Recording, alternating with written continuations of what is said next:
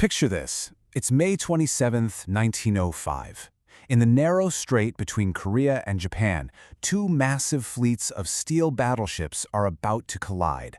By the next day, one of those fleets would be, for all intents and purposes, completely gone, just wiped off the map, in what became the single most decisive and lopsided naval battle of the modern age. To really get a sense of just how insane this event was, let's just jump right into the final scorecard of the battle. Honestly, the numbers are so wild, they're almost hard to believe. So, in just a little over 24 hours, this is how many Russian sailors lost their lives: 5,045. It was an absolutely catastrophic loss of life for what was supposed to be one of the world's great navies. But it's the disparity in the human cost that's truly staggering. You see that number for Russia, right? Over 5,000 killed. Now look at Japan's losses, just 117 men. To put that into perspective, for every one Japanese sailor who died, Russia lost more than 40. It's just unbelievable. But the story with the ships themselves, that's where it gets even crazier. Russia lost all 11 of its battleships that were at the battle. I mean, all of them. Sunk, scuttled by their own crews, or captured. And Japan, they didn't lose a single one. An entire fleet just erased from the board. So you gotta ask, right? How on earth is a victory this total even possible? Well, the answer doesn't actually begin in the waters of Tsushima. It starts 7 months earlier and literally half a world away. The journey of the Russian fleet to its own destruction is a saga in itself. It's this incredible story of logistical nightmares, diplomatic blunders, and frankly some almost farcical mistakes that basically sealed its fate before a single shot was even fired. So get this, the Russian 2nd Pacific Squadron sailed an incredible 18,000 nautical miles all the way from the Baltic Sea. This was a grueling 7-month-long voyage that took them all the way around Africa and clear across the Indian Ocean just to get to the Pacific.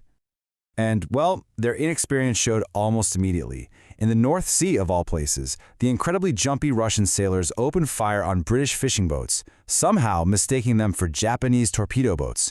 You can't make this up. This Dogger Bank incident actually killed several fishermen and almost dragged Great Britain into the war against Russia. This epic journey just took a terrible toll.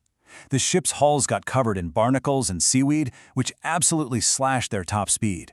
The crews were completely exhausted and morale was in the gutter. And then, to make it all worse, their entire mission to relieve the besieged Port Arthur became totally pointless when the port fell to the Japanese while the fleet was still kicking its heels in Madagascar. So when this exhausted, demoralized, and slow-moving Russian fleet finally limped into the theater of war, it ran smack into a well-prepared, well-rested, and brilliantly led Japanese force that was basically waiting for them in their own backyard. As the two fleets finally sighted one another, the Japanese commander, Admiral Tōgō, hoisted a very special signal flag, the Z flag. And the message he sent was clear and would become legendary. The Empire's fate depends on the result of this battle. Let every man do his utmost duty. And this is where Togo does something incredibly bold, a huge risk that would go down in history. He ordered his entire fleet to turn, one ship after another, directly in front of the advancing Russians. It was a move that would absolutely define the battle. This maneuver is famously known as crossing the T. So think of it like this. It allowed every single one of Togo's ships to fire all of their main guns, a full broadside, at the lead Russian ships. The Russians, on the other hand, could only fire the few guns they had pointing forward. It was a complete concentration of firepower against just a fraction of the enemies. And the results? Whoa! They were immediate and just catastrophic for the Russians. The lead ships were just pounded into scrap metal. Within an hour and a half, the Russian flagship was a burning wreck, and another battleship, the Oslobya, had been sent to the bottom, making it the first modern battleship in history to be sunk by naval gunfire alone. But here's the thing. As brilliant as that crossing the T was, it wasn't the whole story. It wasn't the only reason for such a ridiculously one-sided victory. The Japanese held a decisive edge in pretty much every single category you can think of. Let's just break down this technology gap, because it's huge. The Japanese had central fire control, which meant they could aim and fire their guns as one single devastating unit. Their high explosive shells were designed to just shred a ship's upper decks and start massive fires.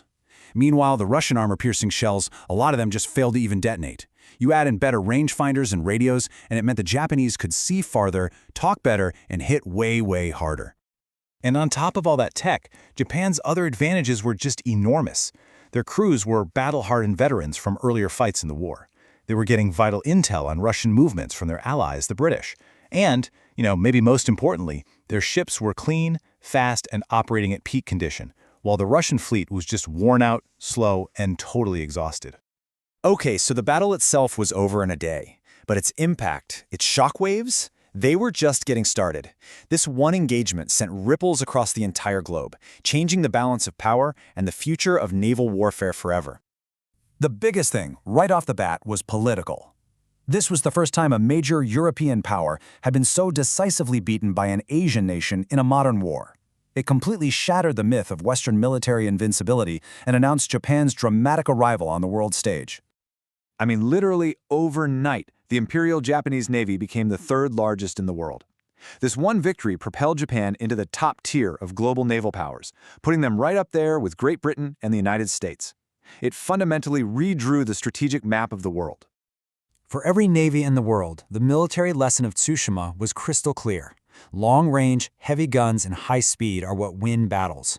This observation directly led Great Britain to build HMS Dreadnought, the revolutionary all-big-gun battleship that made every other warship in the world obsolete and triggered a massive naval arms race with Germany.